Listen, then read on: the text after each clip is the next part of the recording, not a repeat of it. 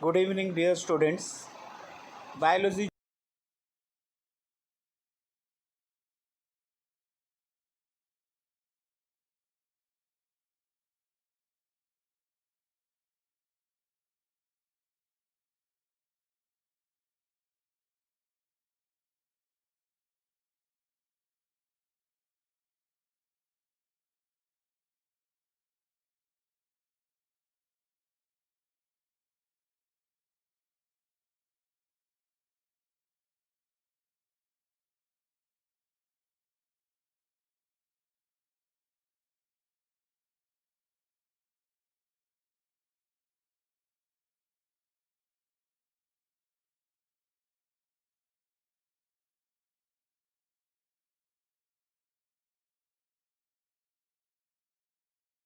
हैं रोध के नाम से जानते हैं। रोध अर्थात होता है बैरियर।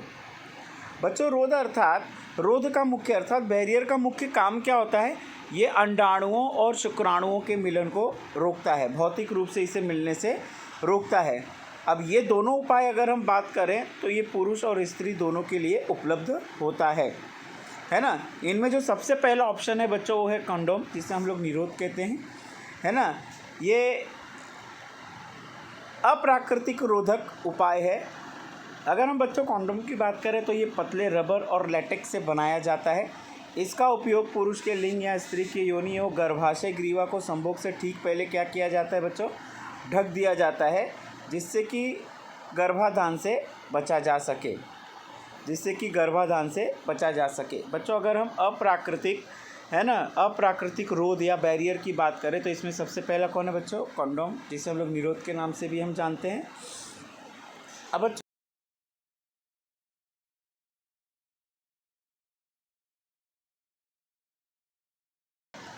कंडोम जो है वो पुरुषों के लिए मशहूर ब्रांड निरोध के नाम से जाना जाता है ना। हालांकि पिछले कुछ वर्षों में इसके उपयोग में काफ़ी तेज़ी से वृद्धि आई है। बच्चों, अगर हम निरोध की बात करें तो ये गर्भधारण के अलावा यौन संचारित रोग जिसे हम लोग STD भी कहते हैं। STD अर्थात बच्चों सेक्सुअली ट्रांसमिटेड डिजीज़ में एक एड्स भी है, HIV भी है। आदि सारे रोग जो हैं वो सेक्स के द्वारा जो फैलते हैं या प्रजनन के समय फैलते हैं एक शरीर से दूसरे शरीर में। तो बच्चों, अगर हम निरोध की बात करें तो ये रबर का, लैटेक्स का बना हुआ है ना, रबर का और लैटेक्स का बना हुआ है। ये गर्भ निरोधक के अलावा ये यौन संचारित रोगों से भी हमारी सुरक्षा करता है। बच्चों, कई लोग इसका एड्स से बचने के लिए भी इसका उपाय करते हैं। अब बच्चों, अगर हम बात करें, है ना, स्त्री और पुरुष दोनों ही इसका उपयोग कर सकते हैं, जबकि इसका उपयोग एक समय में एक ही बार किया जाता है। इसका उपयोग करने के बाद इसे फेंक दिया जाता है। ये इतना आसान होता है, इसे स्वयं ही लगाया जा सकता है, जिससे कि उपयोगकर्ता की गोपनीयता बनी रहती है। ठीक है, तो कुछ कॉन्डोम जो हैं वो स्त्रियों के लिए भी हैं, है ना। स्त्रियों को सहवास के पहले उनके गर्भाशय की ग्रीवा को ढककर कॉन्डोम के द्वारा शुक्राणुओं के प्रवेश को रोका जा सकता है, जिसके कारण गर्भधान से छुटकारा मिलता है। तो बच्चों, अगर हम इनके अलावा बात है, भारत में जो दूसरी प्रभावी विधि है वो है अंतःगर्भाशयी युक्ति, जिसे हम लोग इंट्रा यूटेरिन डिवाइस कहते हैं, जिसे बच्चों मैं यहाँ पर लिख रहा हूँ, जिसे IUDS के नाम से जाना जाता है। IUDS अर्थात आपके पेज पे दिया गया है इंट्रा यूटेरिन डिवाइसेस। ठीक है।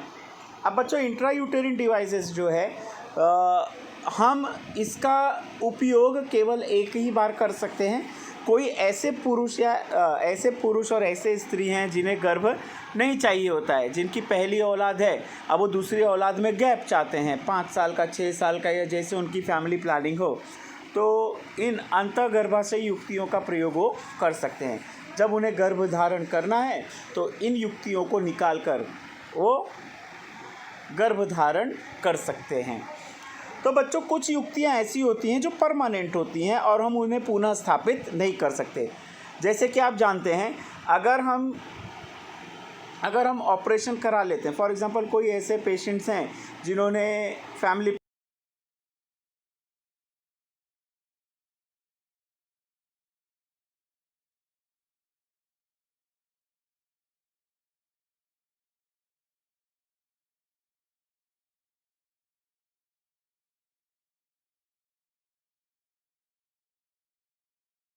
है ना, तो अंतःगर्भाशय युक्तियों में कौन है बच्चों? इंट्रा यूटेरिन डिवाइसेस, है ना। लेकिन ये युक्तियाँ हम स्वयं यूज़ नहीं कर सकते, इसका उपयोग हम किसी डॉक्टरों की सलाह से या किसी अनुभवी नर्सों के द्वारा योनि मार्ग से हम इसे गर्भाशय में लगवा सकते हैं, है ना। बच्चों यदि हम बात करें तो कुछ औषध रहित आईयूडी का उदाहरण है लिपेस्लू।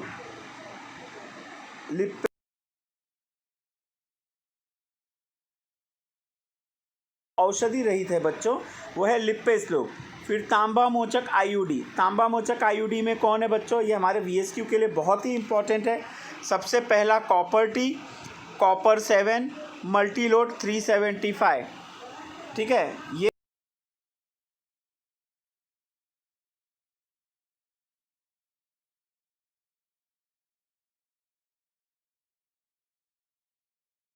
तांबा जो होता है एक विशिष्ट धातु है जो शुक्राणुओं के पूंछ को काट देता है, जिससे कि शुक्राणुओं के प्रचलन और हलन चलन की क्षमता नष्ट हो जाती है और वो अंडाशय तक नहीं पहुंच पाता, जिससे कि गर्भधारण की संभावना ना के बराबर होती है।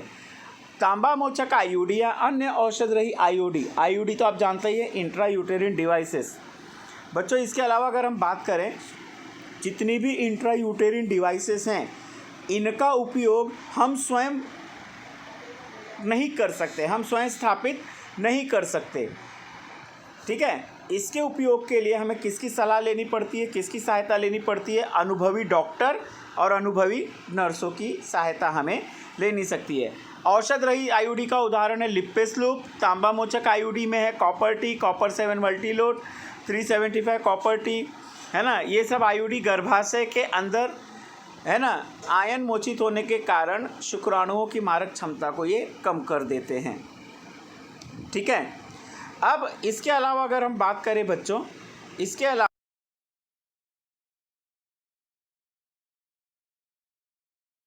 खाई जाने वाली गर्भ निरोधक गोलियां कौन कौन सी हैं? प्रोजेस्टेरॉन। कौन कौन सी हैं बच्चों? सबसे पहले गर्भ निरोधक गोली की बात करें तो वो है प्रोजेस्टेरॉन, ठीक है।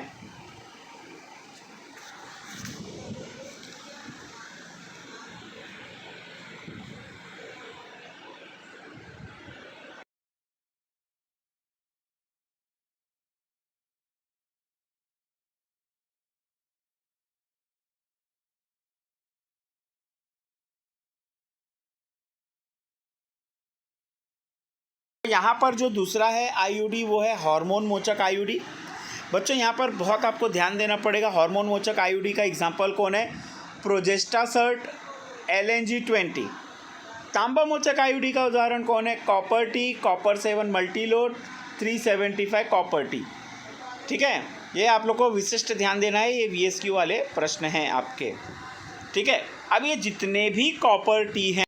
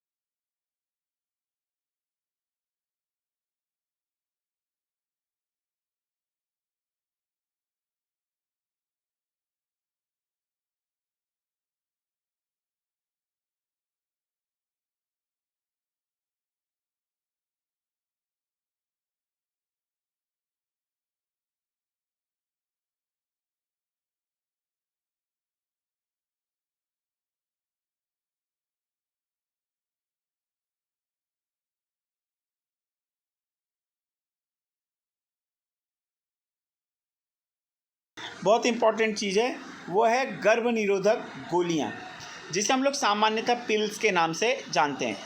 बच्चों, इन गोलियों में हार्मोन्स होते हैं। वो हार्मोन्स है प्रोजेस्ट्रोजन और एस्ट्रोजन का संयोजन, मतलब मिक्सचर। या तो सिंगल प्रोजेस्ट्रोजन होगा या तो कॉम्बिनेशन होगा प्रोजेस्ट्रोजन और एस्ट्रोजन का, जिसे हम लोग गर्भ निरोधक गोलियां बोलते हैं। सामान्यतः ये गर्भ निरोधक गोलियों की बात करें हम बच्चों, ये मुंह के द्वारा खाई जाती हैं, मुंह से टिकिया के स्वरूप में, अर्थात बहुत ज़्यादा हमें नहीं घुमाना है बच्चों इस टॉपिक में, गोलियों के स्वरूप में इन्हें हम खा सकते हैं। ये गोलियां भी केवल और केवल महिलाओं के लिए होती हैं। अब बच्चों, अगर हम बात करें इन गोलियों का सेवन कब करना अनिवार्य होता है, ठीक है, ये गोलियां 21 दिन तक प्रतिदिन ली जाती हैं, है ना। कब से कब तक? आंतर्व चक्र के 5वें दिन से लेकर, है ना, ये अंतिम दिन तक ली जाती हैं। अर्थात गोलियां समाप्त होने के 7 दिनों के अंतर के बाद पुनः ऋतुस्राव शुरू होता है, ठीक है। बच्चों, ये 21 दिन तक गोलियां संलग्न अर्थात निरंतर ली जाती हैं। आंतर्व चक्र के 5 दिन के पूरा होने के दरमियान 6वें दिन से लेकर 31वें दिन तक या 30वें दिन तक इन गोलियों का सेवन किया जा सकता है।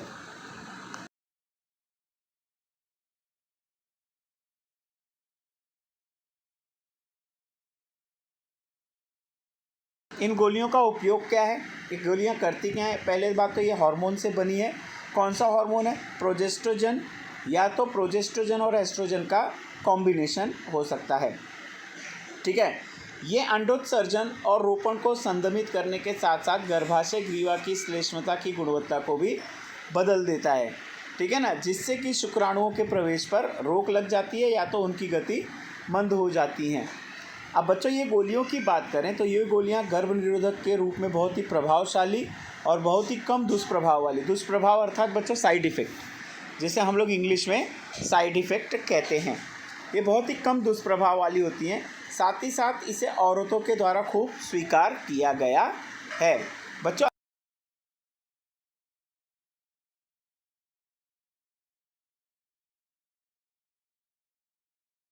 गर्भ निरोधक गोली, जिसके बारे में बहुत पहले भी चर्चा हो चुकी है, यह एक गैर स्टेरॉयडल सामग्री है।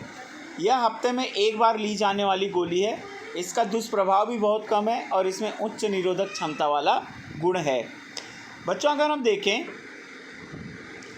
स्त्रियों द्वारा प्रोजेस्ट्रोजन अकेले या फिर एस्ट्रोजन के साथ, है ना, टीके के स्वरूप में त्वचा के नीचे इम्प्लांट कर सकते हैं, अर्थात एक इंजेक्शन के स्वरूप। गोलियां तो खा ही रही हैं स्त्रियां, गर्भ निरोधक गोली, जिसका नाम है सहेली, जिसका निर्माण लखनऊ की एक दवा की company central drug research institute के तहत हुआ है, जिन्होंने किया हुआ है सहेली नामक गर्भ निरोधक गोलियाँ, ठीक है। अब बच्चों, इसके अलावा अगर हम अन्य विधि देखें तो यहाँ पर अन्य विधि में कौन है? सबसे पहला प्रोजेस्ट्रोजन, दूसरा ईस्ट्रोजन। ये दोनों का मिक्सचर एक इंजेक्शन के द्वारा हम त्वचा में ले सकते हैं, कहीं पर भी, हम हाथ पे भी या कमर पे, हम कहीं पे भी ले सकते हैं। बच्चों, ये टीका भी केवल और केवल किसके लिए, जैसे कि आप डिस्प्ले पे देख रहे हैं, केवल और केवल स्त्रियों के लिए है। तो बच्चों, पुरुषों के लिए क्या है? केवल और केवल निरोध, जिसे हम कॉन्डम कहते हैं। अब बच्चों, अब अगर हम देखें तो इसका कार्य भी, अर्थात इस इंजेक्शन का कार्य भी ठीक गर्भ निरोधक गोलियों की तरह होता है।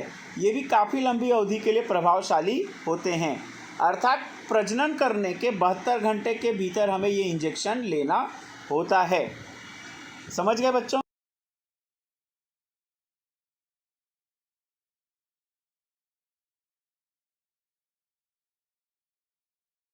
पति पत्नी जो होते हैं वो 72 मैथुन के प्रजनन के 72 घंटे के भीतर ये इंजेक्शन ले सकते हैं, ठीक है।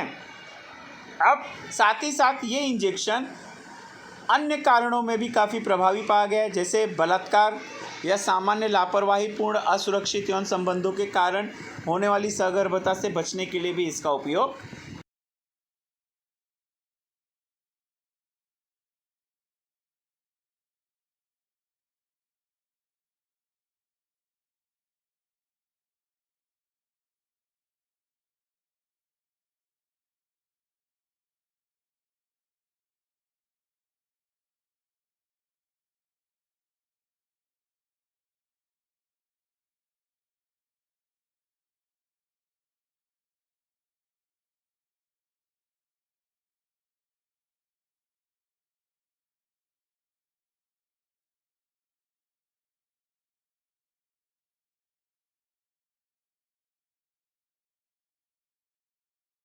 शल्य क्रिया, शल्य क्रिया जिसे हम लोग इंग्लिश में कहते हैं ऑपरेशन, ऑपरेशन जिसे हम लोग क्या कहते हैं, नसबंदी अर्थात बंदीकरण, है ना। अब ये सुझाव ऐसे लोगों के लिए कारगर है, ऐसे लोगों के लिए उपयोगी है अब जिनकी फैमिली प्लानिंग पूरी हो चुकी है, अब उन्हें आगे गर्भ नहीं चाहिए या बच्चा नहीं चाहिए, तो ऐसे दंपतियों के लिए शल्य क्रिया द्वारा बंदीकरण समझाया गया है। बच्चों, यहाँ पर दो प्रकार की बंदीकरण होती है, एक शुक्रवाहक उच्छेदन और एक डिंबवाहिनी नलिका उच्छेदन। शुक्रवाहक उच्छेदन जो होता है वो पुरुषों के लिए है और डिंबवाहिनी उच्छेदन जो है वो महिलाओं के लिए है, इसलिए इसे सामान्यतः लोग पुरुष या महिला नसबंदी के नाम से जानते हैं। बंदीकरण, बच्चों बंदीकरण में क्या होता है, जो शुक्रवाहक नलिका है उसको काट कर मोड़ दिया जाता है।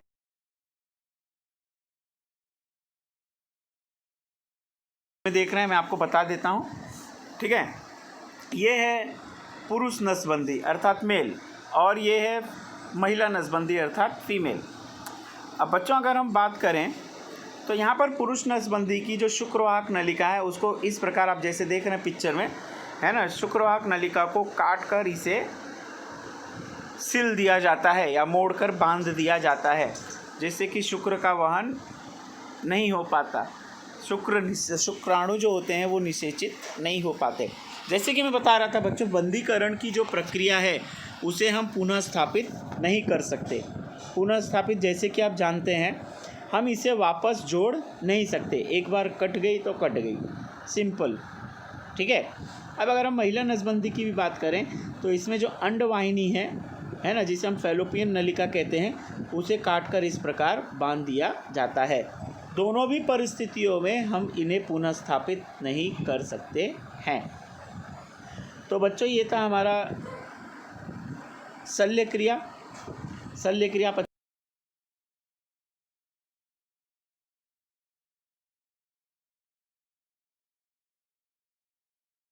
उच्छेदन आप देख रहे हैं सामने, और दूसरा होता है डिंबवाहिनी नलिका उच्छेदन, ठीक है।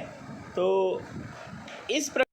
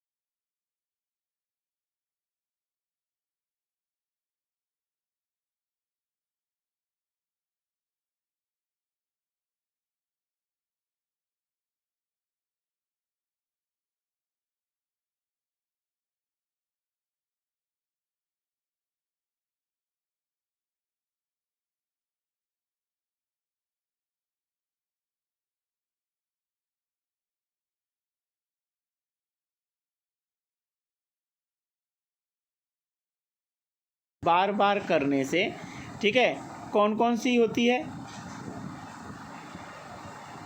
क्या क्या दुष्प्रभाव पड़ता है। संभावित दुष्प्रभाव जो है, मतली मतलब जी मचलाना, उदरीय पीड़ा, बीच बीच में रक्तस्राव, अनियमित अंतस्राव रक्तस्राव, यहाँ तक कि स्तन के कैंसर की। और बच्चों इसमें हम एक और ऐड कर सकते हैं,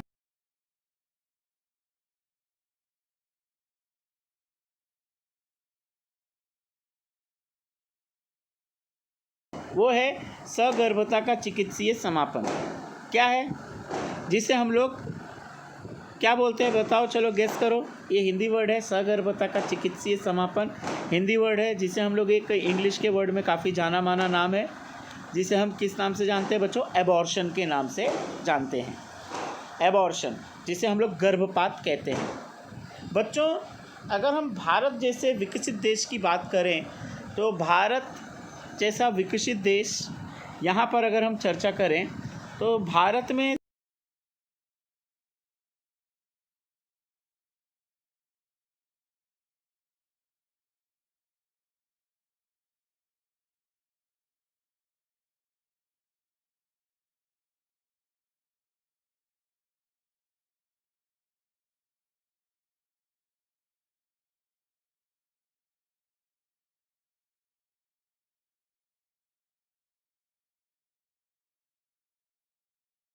देखा गया है गर्भपात।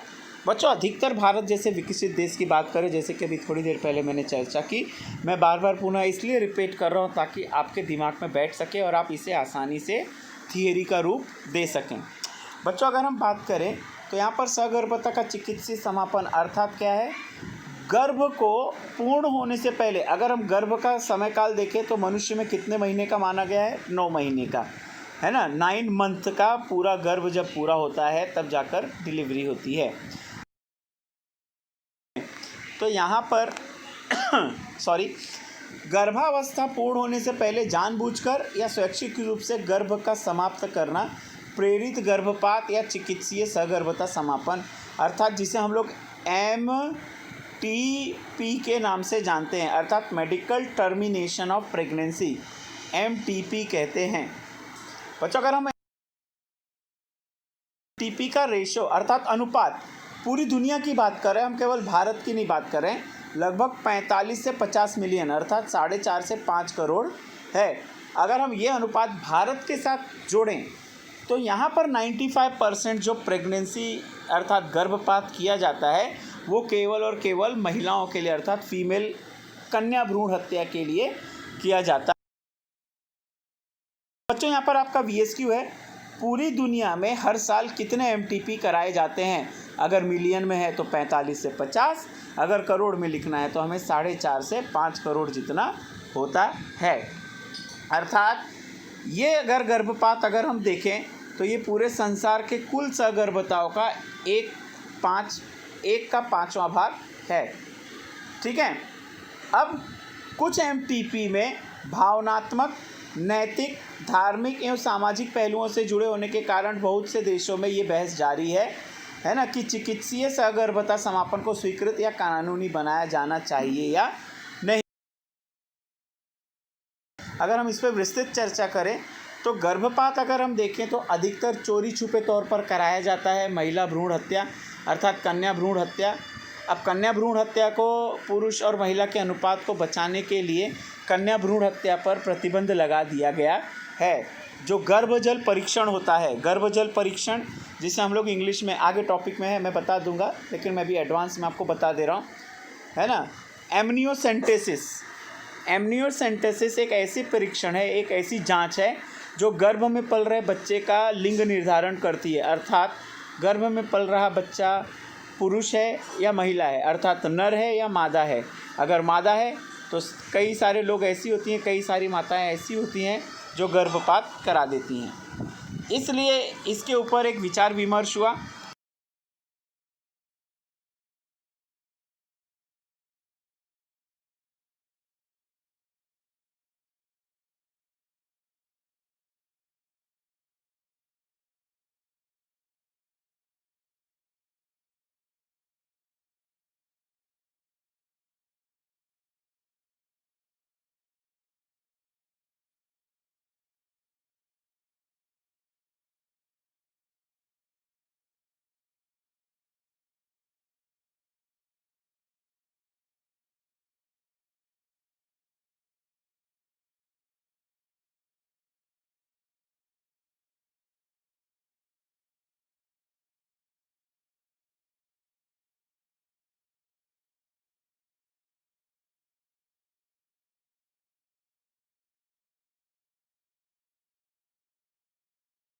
में कोर्ट के द्वारा इसकी अनुमति दी गई।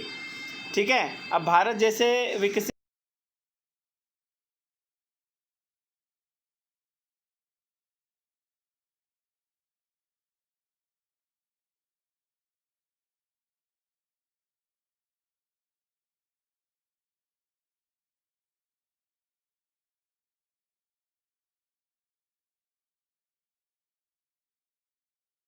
अपने नियम है, जैसे गर्भ में पल रहा बच्चा 3 महीने या 12 सप्ताह की अवधि तक हम उसका एबॉर्शन की काफ़ी सुरक्षित माना गया है।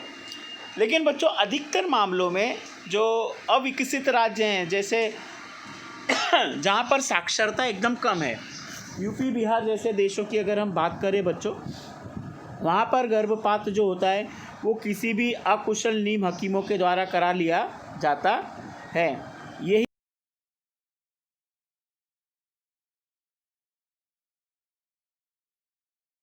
बाद जानलेवा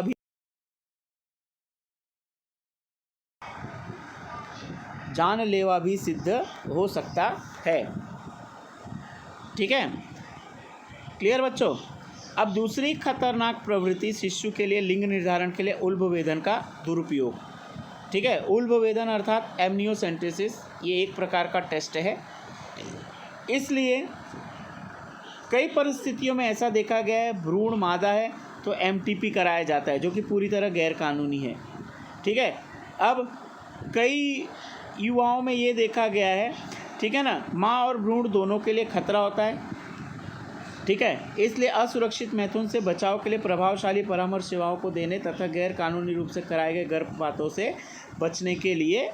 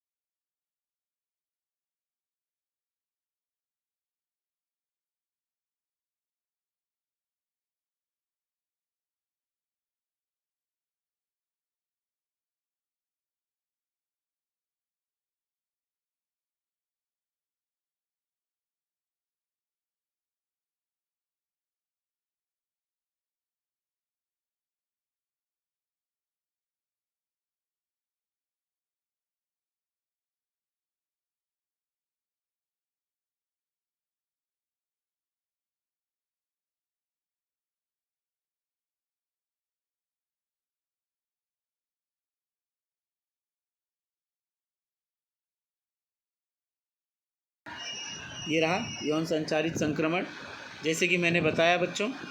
ठीक है, आप उस पर ध्यान दीजिए।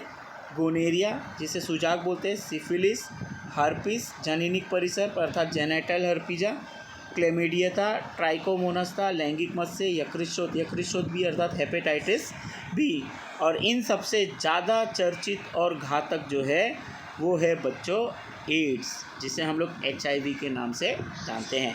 तो कोई बात